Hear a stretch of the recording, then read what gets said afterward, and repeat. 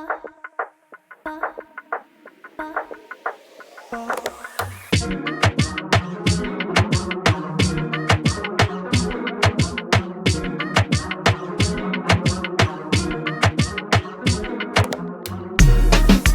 welcome back to another episode of Emotional Nightmares. My name is Tyler. I am your host. And again, today I have with me. Take that off camera. And again, I'll be. Sorry, I had a vape out. Again, I have with me Jamie, who is doing another episode with us.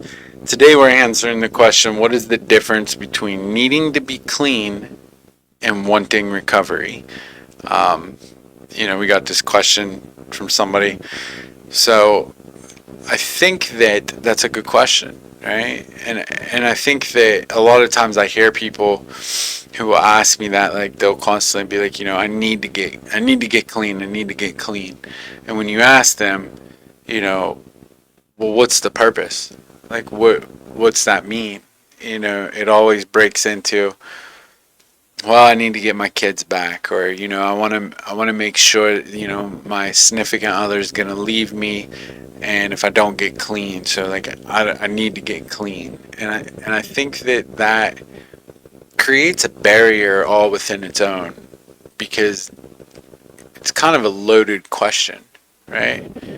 Needing to get clean to me sounds like you're doing this for somebody other than yourself.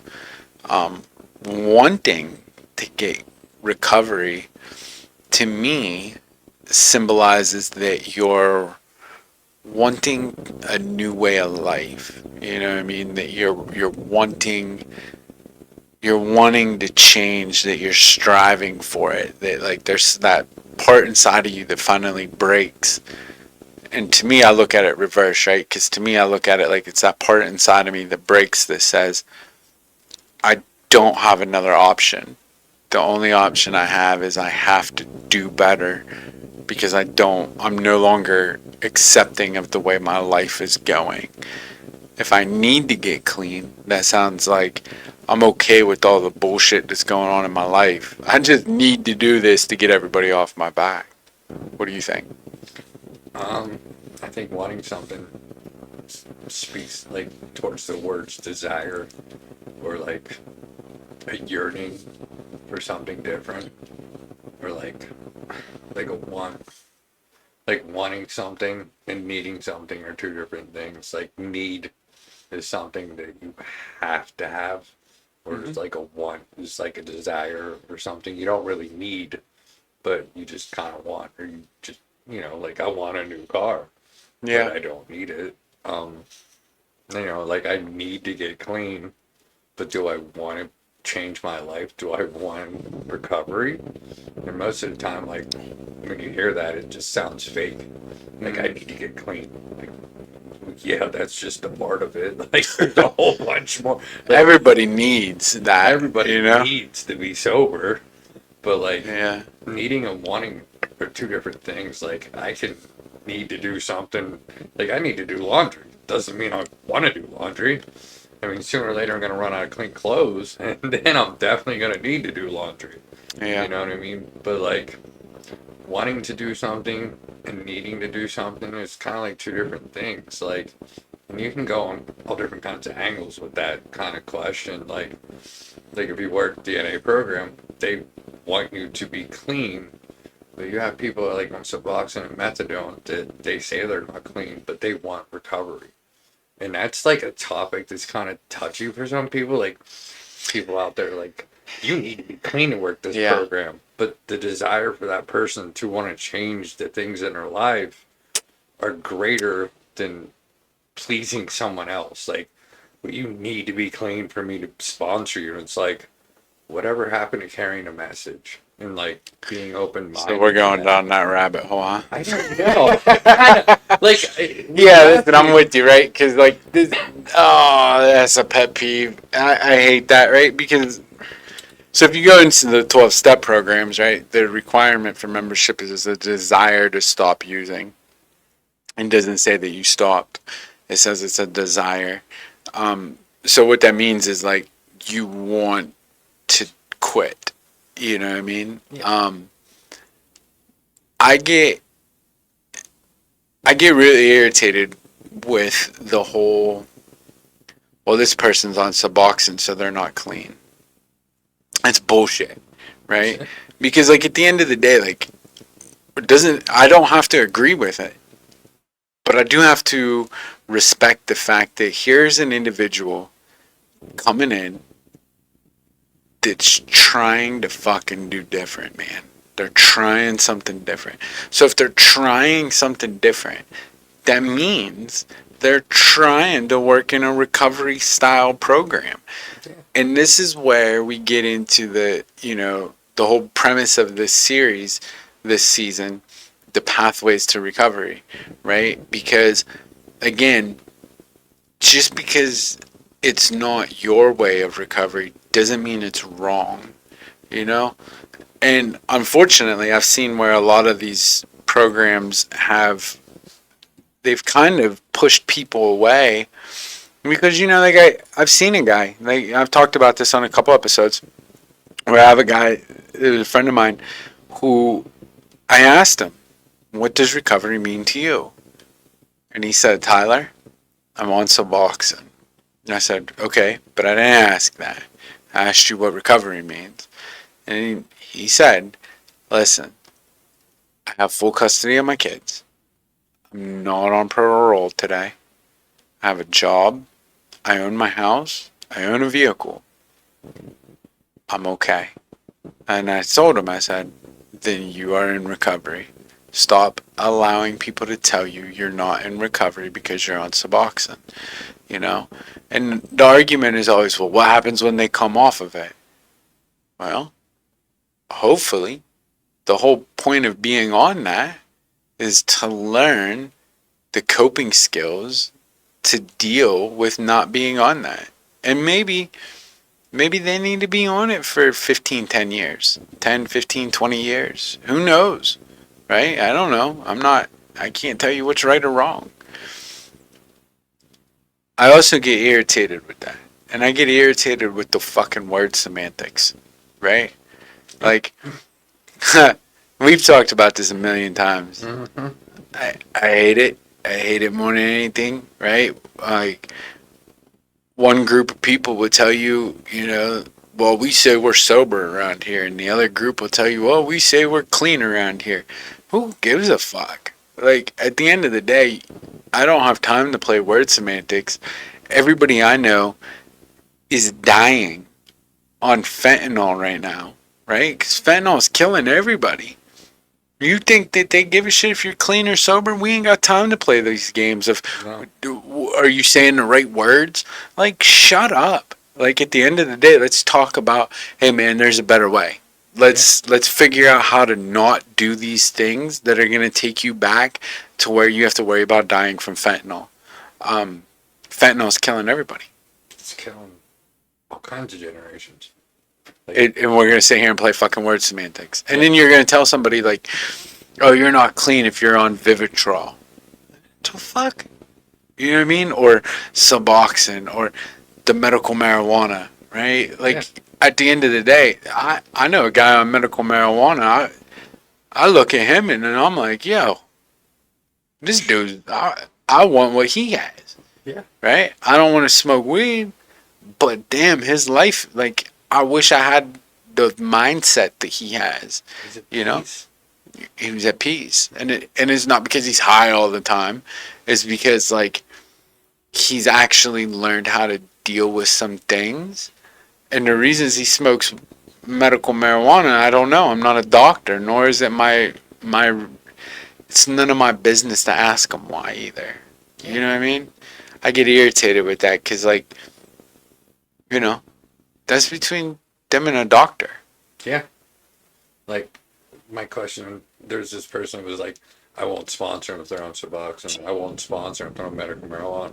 And I looked right at that person like, well, will you talk to the mother who just lost her 18-year-old kid and tell them, hey, you won't work with somebody because they had to be on Suboxone. And therefore they're dead now because that person had died. You denied sponsoring them and even giving them an opportunity to the things we've learned and pass it out. You just said, nope, I won't sponsor you because you're on Suboxone. 6 months later, that person's dead. And it just boggles my mind. It's like, if we have this, it doesn't matter what their choices are. Our only mission is to like carry this message that certain things and certain programs work, and this is how you make them work. And I'm not here to dictate like whether you're taking ketamine treatments down in Pittsburgh or whatever. Not like, dude, if you want recovery, these are the keys and these are the things that I've learned to like stay where I'm at in recovery. And Yeah. like, who am I to judge you like on your different avenues and pathways? Like, that's none of my fucking business. If you say you're clean and you've been on Suboxone for 2 years and it's your 2 year anniversary, you're fucking clean to me. You're sober. Well, look at statistics, Yeah. right? Statistics. Like, at the end of the day, like, here's the thing. Like, I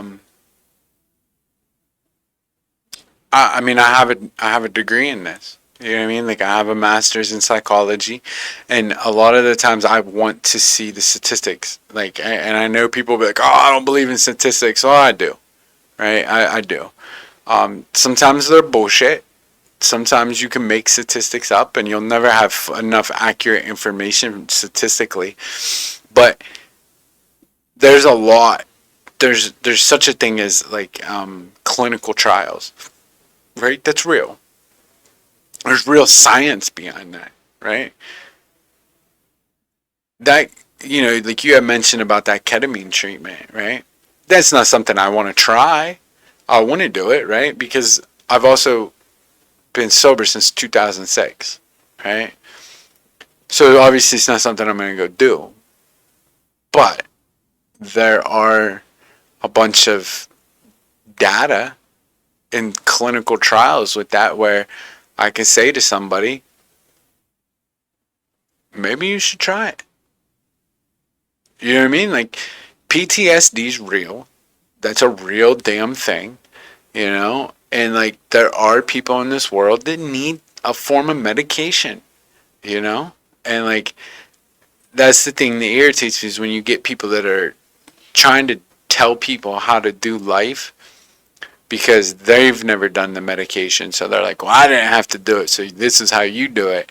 And it's like, but not everybody's different. Like, everybody's got a different thing.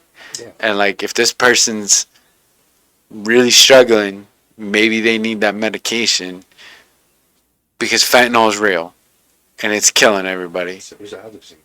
The xylazine shit is crazy, right? Yeah. And if the listeners, like, if you guys haven't experienced xylazine yet, get ready for that shit. Yeah.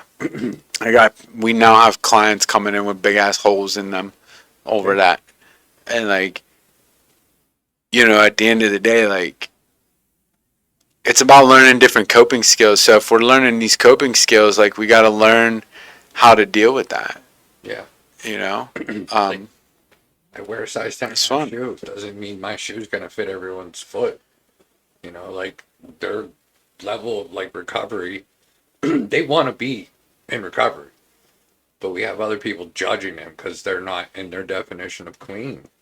And that's kind of scary because, like, who am I to judge? Like, who am I to, like, say, I'm not going to share what I've learned along the lines because you don't work exactly how I need you to work. Like, that's not unity. That's not, like, carrying a message. That's not having an open mind.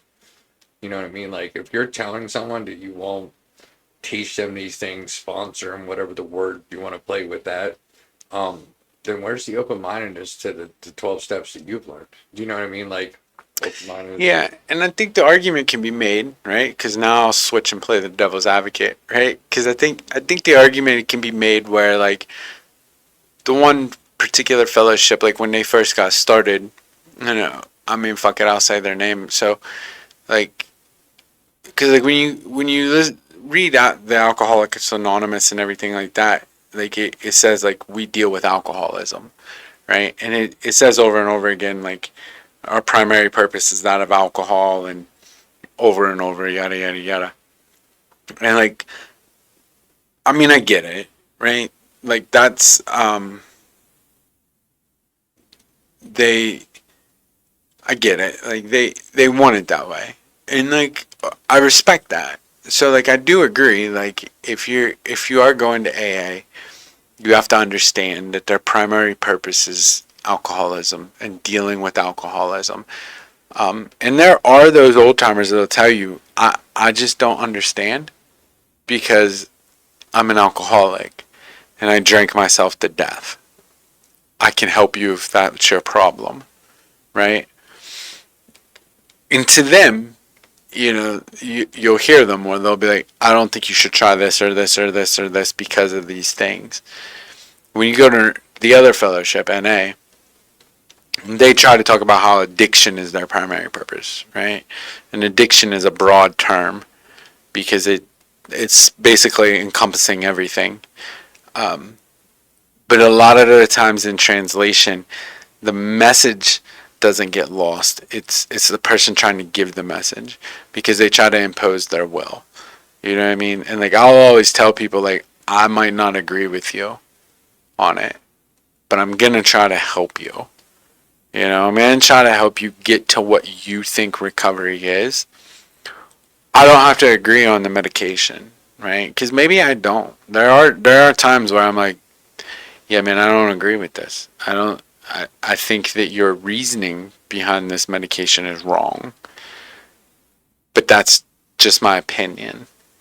But I will try to help you get to your recovery. Like, and again, wanting and needing, right? What do you want? What does recovery mean to you?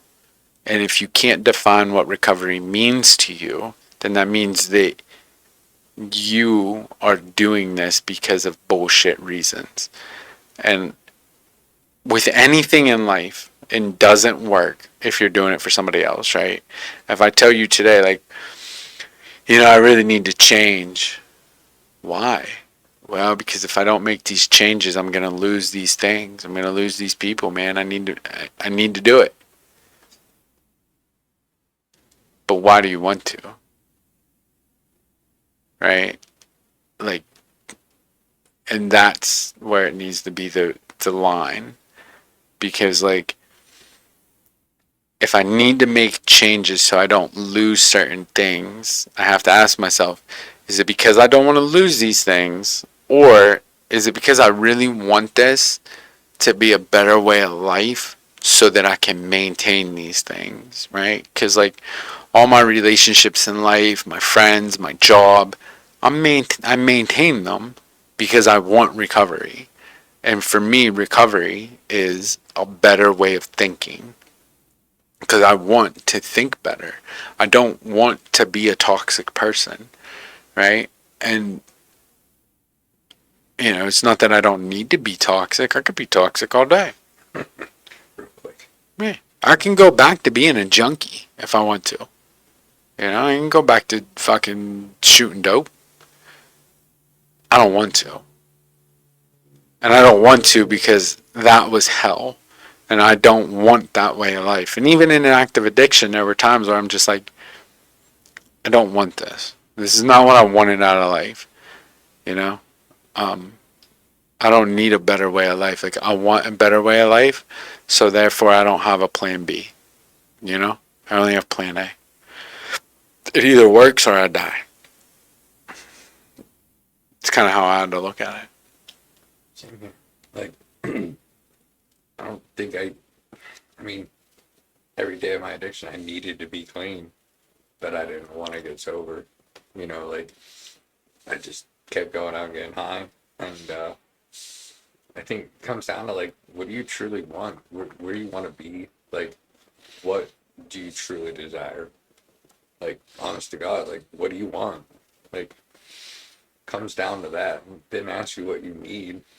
I want to know what you want. I want to know what you think is, your individualized recovery path. Like, because no one's the same. Like, some people might have to do things a little differently.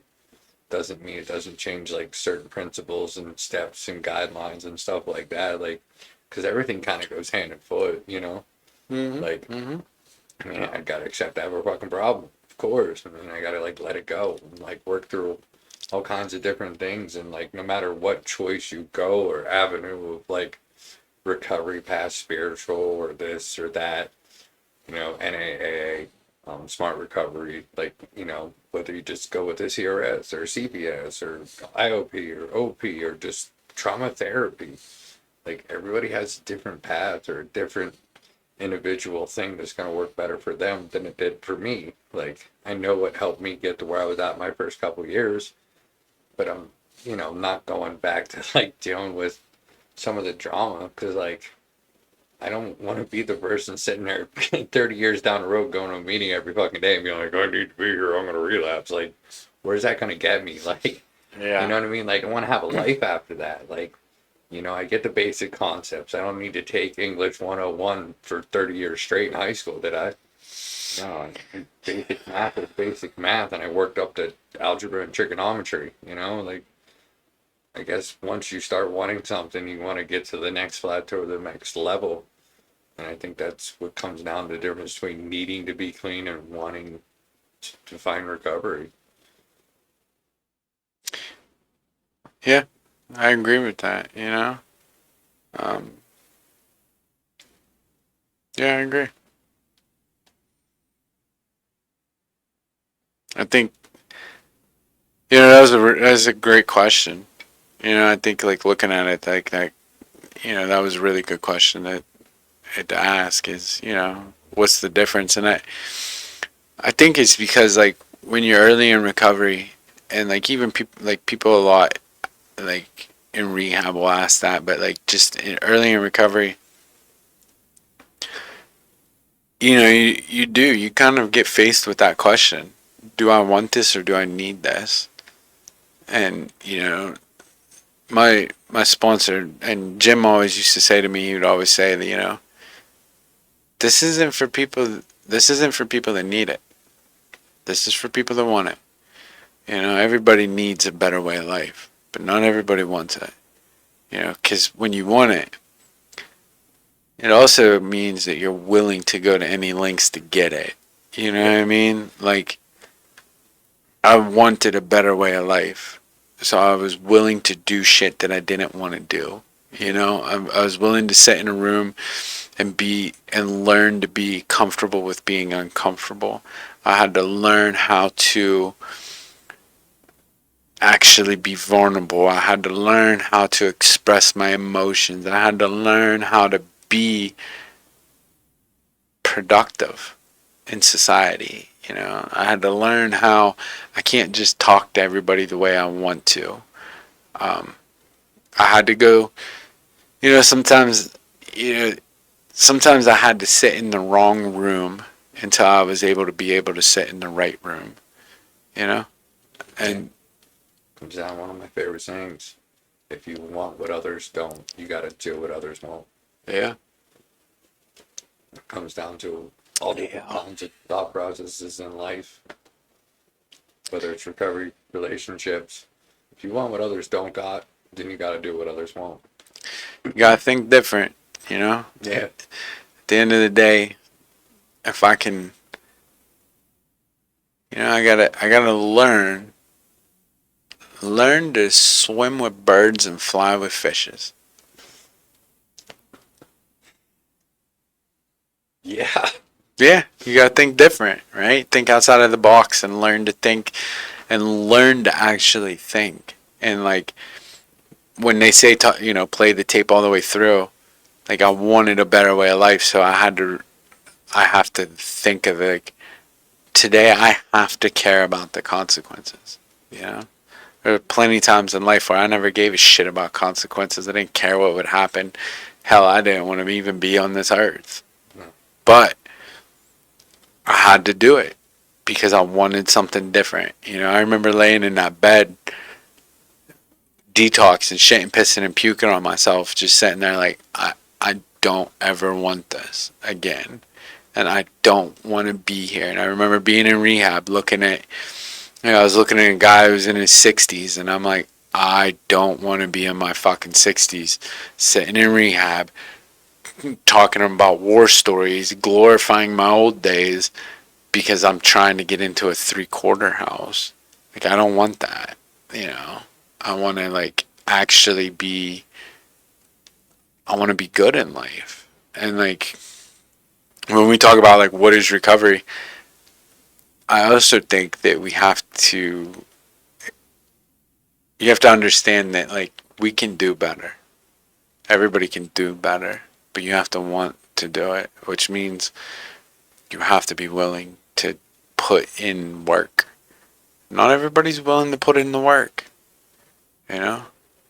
A lot of people just want to play the Cash 5 lottery, you know?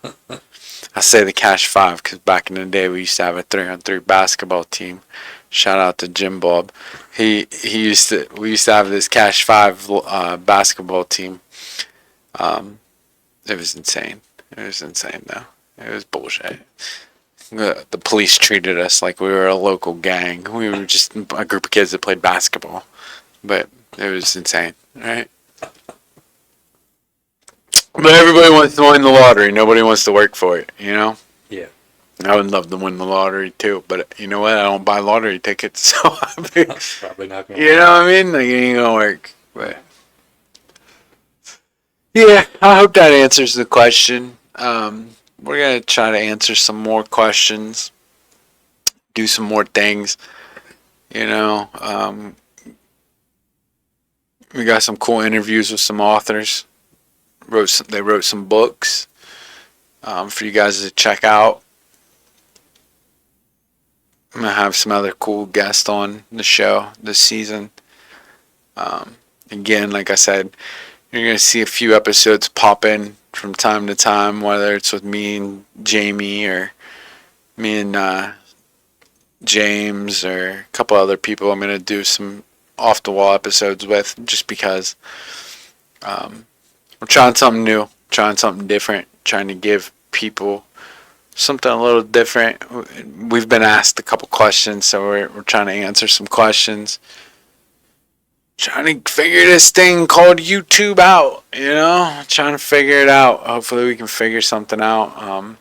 We need some sponsors. Shout out to Blue Chew. Maybe they'll sponsor us. It works. I want Blue Chew to sponsor me. If you don't know what that is, you go check them out. That's all I'm gonna say. They don't pay me, so I'm not gonna say nothing more. And if this episode gets 100,000 views in the next 3 months, I'll tattoo the purple recovery ribbon right on my throat.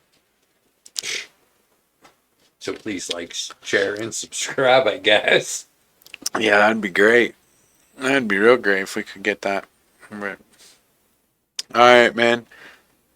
I appreciate you guys. I appreciate you all for listening. Like always, man, you could have been anywhere in the world today. You sat here and chose to be here with us idiots. Listening to us talk.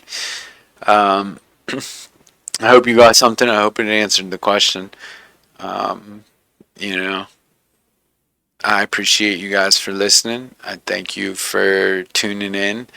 Like, share, and subscribe.